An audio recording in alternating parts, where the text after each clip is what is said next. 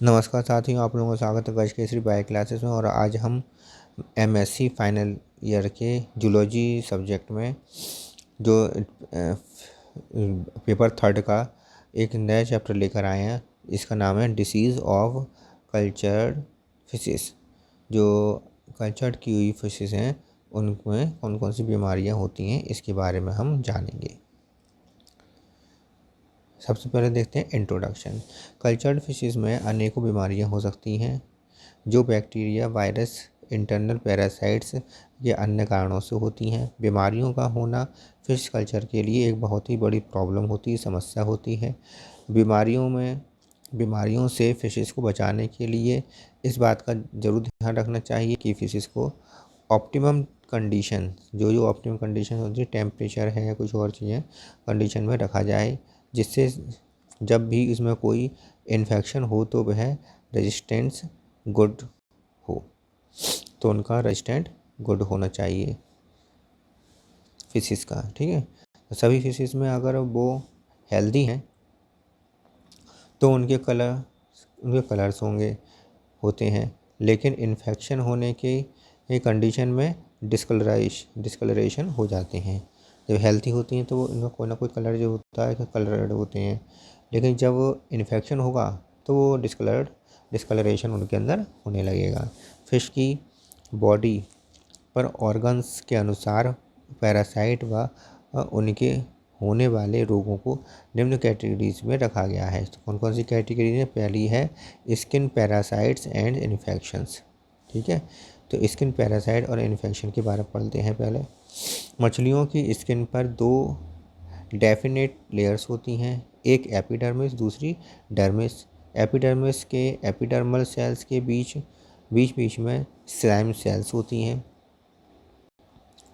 उसे जो स्लाइम बनता है वह बैक्टीरियल इन्फेक्शन से रक्षा करता है। जिस फिश की स्लाइमी स्किन होती है उसमें इन्फेक्शन की प्रति रेजिस्टेंस बहुत ज़्यादा होती है। जब स्किन पर बहुत सारे पैरासाइट मौजूद होते हैं तो उन पर स्लाइम सेल्स का एक्सक्रीशन बहुत ज़्यादा होता है, बहुत ज़्यादा एक्सक्रीशन स्लाइम लेयर्स का होने लगता है। स्लाइम सेल्स से एक्सक्रीशन बहुत अधिक होने लगता है। डर्मिस के अपर पार्ट में बहुत ज़्यादा पॉकेट्स बन जाते हैं। अगर कोई बैक्टीरिया पॉकेट्स में इन्फेक्शन करता है तो उसमें इन्फ्लेमेशन हो जाता है, जिससे पॉकेट्स वाटरी फ्लूइड से भर जाती है। स्किन पर मिलने वाले पैरासाइट निम्न हैं। कौन कौन सी पैरासाइट हैं जो स्किन पर पाए जाते हैं? पहला पैरासाइट है फिश लाउस, आर्गुलस।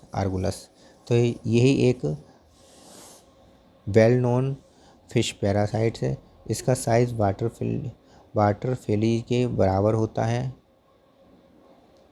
वाटर लिली के बराबर होता है। अपने जो फिश लाउस है वो अपने सकर्स की सहायता से होस्ट की स्किन पर, मतलब फिश की स्किन पर अटैच होता है। एंगुलस वाइडली डिस्ट्रीब्यूटेड पैरासाइट होता है और ये कई स्पीसीज पर पाया जाता है। जैसे कौन कौन सी स्पीसीज पाया जाता है? टिंक्टा, सेप्रिनस, कार्पियो, वाइट फिशेस, गैस्ट्रोस्टियस, मिन्नव, फॉक्सीनस, जिसे फॉक्सीनस भी कहते हैं, सही है। तो इन सब में ये पाया जाता है। ये पैरासाइट स्ट्रॉन्गली सकिंग का काम करता है, बहुत सक करने का काम करता है। इतने बड़े होते हैं ये पैरासाइट कि इन्हें एक फोर्सेप्स के द्वारा आसानी से हम रिमूव कर सकते हैं। पॉन्ड्स में पोटेशियम परमैंगनेट का ट्रीटमेंट दिया जाता है। इसके अलावा कार्प को गैमेक्सिन से ट्रीट करना चाहिए। कार्प को कैसे ट्रीट करना चाहिए? गैमेक्सिन से भी ट्रीट करना चाहिए। कार्प जो फिश है उसे गैमेक्सिन से ट्रीट करना चाहिए और पॉन्ड में पोटेशियम परमैंगनेट को हमें डालना चाहिए। लाल दवा जिसे कहते हैं, लाल दवा को हमें डालना चाहिए। अब इसके बाद आता है दूसरा पैरासाइट एंकर वर्म लर्नियो सेरा। जब इस पैरासाइट की फीमेल्स की बॉडी लंबी होती है, उस पर एंकर लाइक अपेंडिसेस हेड पर पाए जाते हैं। ये एक कॉपीपॉड क्रस्टेशियंस होता है। क्या होता है, कॉपीपॉड क्रस्टेशियंस होता है, जो सिपॉक्स जो साइक्लोप्स से रिलेटेड होता है। चूँकि एडल्ट फीमेल पैरासाइट फिशेस की बॉडी पर चिपक जाता है, इसीलिए एंकर स्किन के नीचे मसल्स में पेनिट्रेट करता है। जो फिश पूरी तरह से इंजर्ड हो जाती है, उस पैरासाइट को फॉरसेप्स से रिमूव करना इम्पॉसिबल होता है। अगर इसे फॉरसेप्स से निकाला जाए तो बाउंस होने लगते हैं, वहाँ घाव होने शुरू हो जाते हैं, घाव हो जाते हैं, जिनके खुल जाने से बैक्टीरिया तथा फंगस इन्फेक्शन होने लगता है। इसमें फीमेल की बॉडी में 2 एग सैक पाए जाते हैं। फिश में पहुंचने पर एंकर वर्म स्किन के पेनिट्रेट कर जाते हैं, वहां से मसल्स में पहुंच जाता है। मेल वर्म फिश पर अटैक नहीं करता है। मेल वर्म जो होता है वो फिश पर अटैक नहीं करता, केवल फीमेल करता है। ये parasite gold fish, crucian, carp आदि पर पाया जाता है। इसका बेस्ट क्योर यह है कि फिश को हाथ में पकड़कर पैरासाइट को किसी छोटी पेंसिल या ब्रश को टच कर लिया जाए और ब्रश को कैमेनोफोर के सॉल्यूशन पर डिप कर दिया जाए। कैमेनोफोर के सॉल्यूशन में डिप कर दिया जाए, पहले ब्रश से या किसी पेंसिल से हटा दिया जाए और फिर उसे कैमेनोफोर में डिप करके उसे मार दिया जाए। इस प्रकार ये देखिए लर्निकोसेरा फीमेल पैरासाइट का ये डायग्राम है। इसमें एक्सैक नीचे की साइड में है, एक्सैक है ये, और एंकर ऊपर की तरफ, हेड की तरफ एंकर है। ठीक है,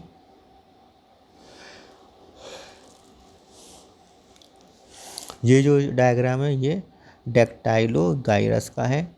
इसमें हेप्टर्स नीचे की तरफ और आइस और फेरिंग्स ऊपर की साइड में हमें दिखाई दे रहे हैं।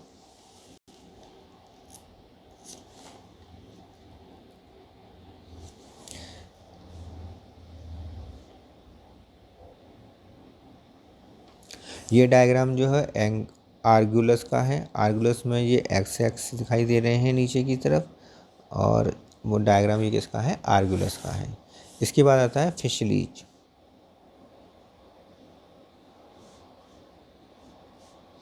इसके बाद आता है फिश लीच। फिश लीच में समझते हैं क्या लिखा है। ये एक वर्म लाइक क्रिएचर है जिसमें प्रत्येक सिरे पर एक एक शकर पाया जाता है। लीच जैसे रिंकोपडेला, जैसे कौन सा लीच है, रिंकोपडेला, तथा ग्नेथोडेलिडी फिशेस के ब्लड पर फीड करती हैं तथा इन पर हानि पहुंचाती हैं, उन पर हानि पहुंचाती हैं। फिश के शरीर पर लीच सकर्स के द्वारा चिपकी रहती हैं। किसके द्वारा, सकर्स के माध्यम से चिपकी रहती हैं। ऑर्डिनरी फिश लीच पिंकसीकोला, कौन सी, पिंकसीकोला करीब 1 इंच लंबी होती है और फिश के ब्लड पर फीड करती है। जिन फिशेस पर लीच का अटैक होता है वह बेचैनी के साथ स्विमिंग करती हैं, उनमें बेचैनी रहती है, बेचैनी के साथ स्विमिंग करती हैं। इनका सबसे अच्छा ट्रीटमेंट ये है कि फ़िश को 2.5% साल्ट सॉल्यूशन में 15 मिनट के लिए रख दिया जाए। ठीक है, तो 15 मिनट के लिए साल्ट सॉल्यूशन में इन्हें रख दिया जाए और सॉल्यूशन कैसा होना चाहिए, 2.5%। इसमें पैरासाइट पैरालाइज हो जाते हैं तथा नीचे गिरने लगते हैं। कुछ लीचेस गिल्स तथा माउथ में भी मिलती हैं, लेकिन ऐसे स्थानों पर वे ज़्यादा हानि पहुंचाती हैं। पिक्सीकोला के अलावा एक और स्पीशीज है सिस्टोब्रैन भी पाई जाती है। ये ज़्यादातर पर्च पर दिखाई देती है। किस पर दिखाई देती है, ये पर्च पर। ठीक है, अब आता है येलो ग्रब्स। ये फाइलम प्लैटीहेल्मिन्थीस की क्लास ट्रिमेटोडा के अनसेगमेंटेड वर्म हैं। प्लैटीहेल्मिन्थीस के अनसेगमेंटेड वर्म हैं, कौन सी क्लास में आते हैं, मेटोडा में। ये फ्रेश वाटर फिशेस की स्किन और मसल्स में पाए जाते हैं। इनके इन्फेक्शन के सिम्टम्स में छोटे छोटे क्रीम कलर के पिंक हेड के बराबर नोड्यूल्स या सिस्ट्स पाए जाते हैं। ये सिस्ट फिश की बॉडी, हेड तथा फिन्स पर लगे रहते हैं। ये सिस्ट फिश की स्किन के इन्फेक्शन की रिएक्शन के कारण बनते हैं। जब तक सिस्ट की संख्या बहुत ज़्यादा ना हो जाए तब तक फिश को कोई डिस्कम्फर्ट नहीं होता है। जब इनकी संख्या ज़्यादा हो जाती है तब उसे डिस्कम्फर्ट महसूस होता है। क्लिनोस्टोमम फ्लूक कई फिशेस में पाए जाते हैं, जैसे कि हाइपोपोमस, नेमोस्टोमस एक्सेट्रा। द इन्फेक्टेड फिशेस के क्योर के लिए सिस्ट को एक छोटे स्काल्पेल्स के सावधानीपूर्वक खोलना चाहिए तथा वर्म को रिमूव कर देना चाहिए। स्किन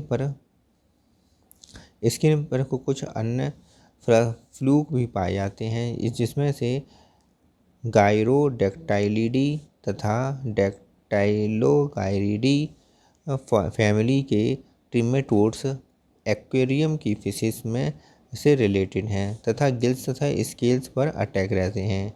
गिल्स पर और स्केल्स पर अटैक करते हैं।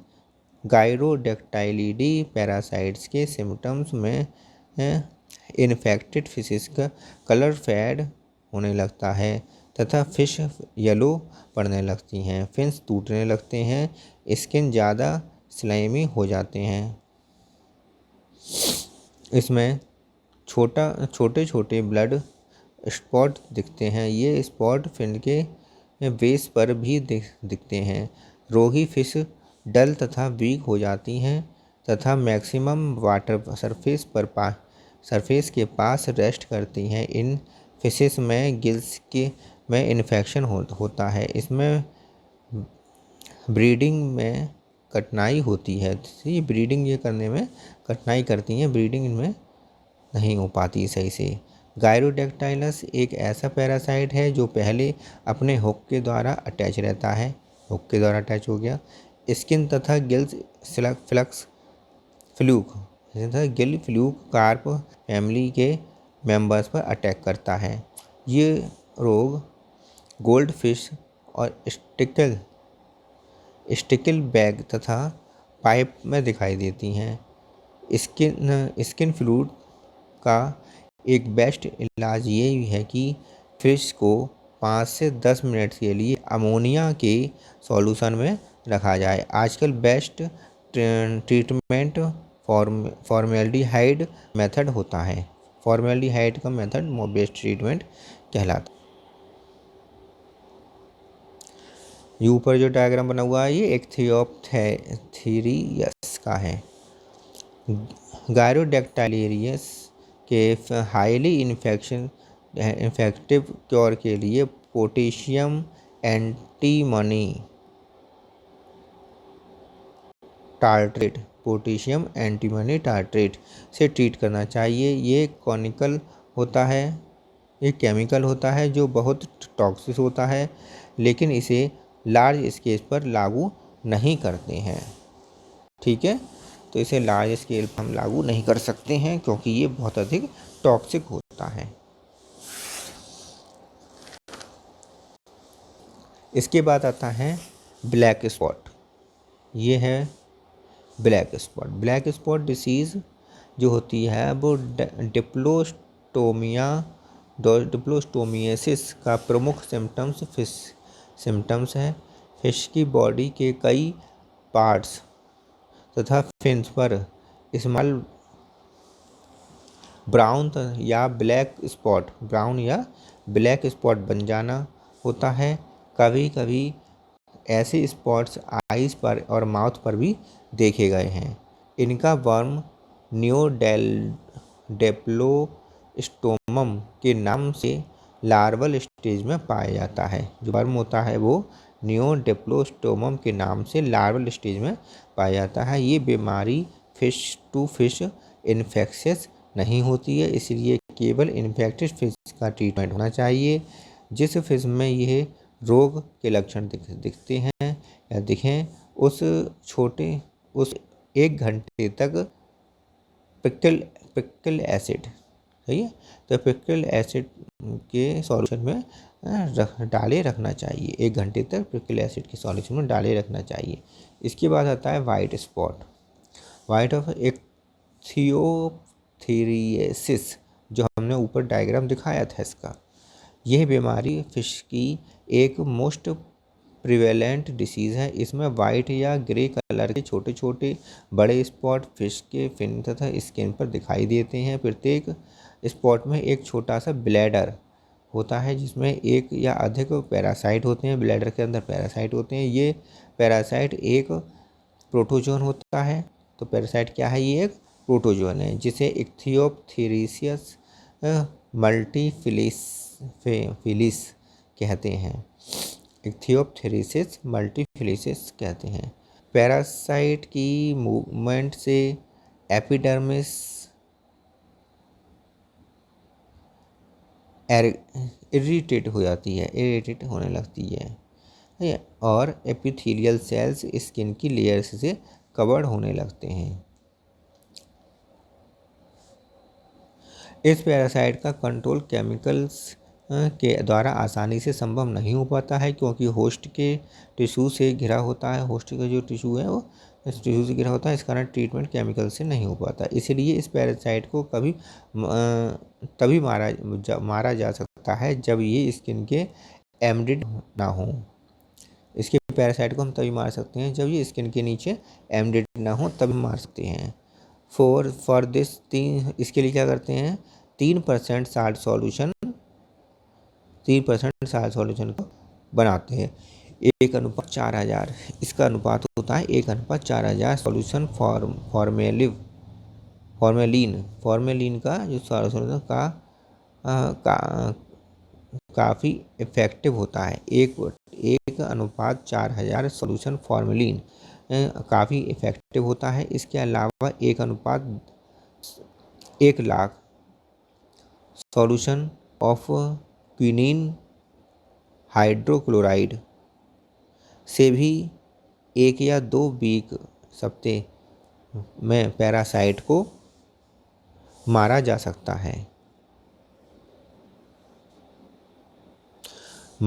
सकता है। प्योर मिथाइलिन ब्लू, जो प्योर मिथाइलिन ब्लू होता है को एक रेशो 5 लाख में यदि एक्वेरियम में ऐड कर दिया जाए तो फिश लंबे समय तक सॉल्यूशन में रह सकती है। इस दौरान पैरासाइट मर जाते हैं। यदि वाइट स्पॉट परसिस्टेंस हो तब इनको मैपाक्राइन हाइड्रोक्लोराइड को ट्रीट करना चाहिए। यह ड्रग क्विनीन तथा मिथाइलिन ब्लू से ज़्यादा पॉइजनस होते हैं। अमेरिका में मर्क्यूरोक्रोम का उपयोग लार्ज स्केल पर किया जाता है। फ्रांस में एक्रीफ्लैविन ट्रीटमेंट के लिए यूज़ किया जाता है। ट्रीटमेंट के लिए क्या यूज़ करते हैं फ्रांस में? एक्रीफ्लैविन। इसके बाद आता है वॉल्वेट रस्ट, जैसे कहते हैं गोल्ड डस्ट डिसीज़। इसका कॉजेटिव ऑर्गेनिज्म रिसेंट ईयर में खोजा गया है। इसके सारे सिम्टम्स वाइट स्पॉट जैसे ही होते हैं। इससे पीड़ित फिशेस की स्किन पर ऐसा लगता है जैसे पाउडर्ड सल्फर या टेल्कम पाउडर छिड़क दिया गया हो। यदि डस्ट का कलर येलो होता है तो बीमारी को गोल्ड डस्ट कहते हैं। वेलवेट डिसीज़ का कॉजेटिव ऑर्गेनिज्म ओडिनियम लिम्नेटिकम होता है। क्या होता है? ओडिनियम लिम्नेटिकम होता है, जो फ्लैजिलेट प्रोटोजोन लाइक होता है। इस बीमारी का क्योर डिफ़िकल्ट नहीं होता है। इसके ट्रीटमेंट के लिए मिथाइलिन ब्लू, एक्रीफ्लैविन, ट्रिपाफ्लैविन आदि केमिकल का यूज़ किया जाता है। कोरल फिश डिसीज़, सी वाटर्स में ओडिनियम लिम्नेटिकम जैसे प्रोटोजोअन स्पीसीज़, इस प्रोटोजोन स्पीसीज़ है देखी गई है, जिसे ओडिनियम ऑसिलेटम कहते हैं। तो ओडिनियम लिम्नेटिकम जैसी दूसरी प्रोटोजोन स्पीसीज देखी गई है, ओडिनियम ऑसिलेटम। ये पैरासाइट स्किन तथा गिल्स में पाई जाती है और coral reef, coral fish disease पैदा करती है। नॉट और पिंपल इन्फेक्शन, अब हम पढ़ेंगे नॉट एंड पिंपल इन्फेक्शन। मॉर्बस नोडुलोसस द्वारा ये फैलता है। ये एक स्पोरोजोन है, प्रोटोजोआ में आता है स्पोरोजोआ क्लास, स्पोरोजोन है से होने वाली कई बीमारियों का एक कलेक्टिव नेम है। ठीक है, तो कई सारी बीमारियों का एक कलेक्टिव नेम है पिंपल इन्फेक्शन या नोट इन्फेक्शन। इस बीमारी में स्किन पर छोटे छोटे नोट्स बन जाते हैं। ये नोट्स